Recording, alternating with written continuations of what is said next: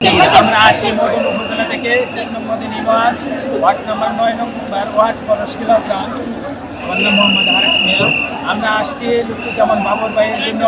আপনারা সকলেই জানেন স্বৈরাচারী সরকার, শেখ হাসিনা সরকার বিগত 18টি বছর লুৎফুজ্জামান বাবর ভাইকে মিথ্যা মামলা দিয়ে কারাগারে রেখেছেন।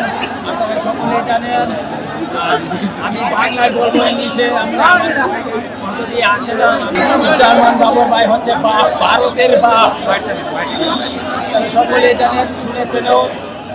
আমরা আসছি সারা, আমি বলবো না যে মদন উপজেলা থেকে আসছি, সারা বাংলার নেতৃবৃন্দ এখানে আসছে।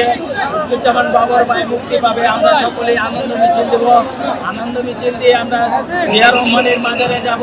মাজারে গিয়ে জিয়ারত করে নেত্রকোনা চলে যাব। নেত্রকোনা থেকে মদন মোহনগঞ্জ হাইলাকান্দি। আপনারা জানেন ওনার নির্বাচনী এলাকা, সকলেই জানেন। ওনার জন্য সকলেই দোয়া করবেন।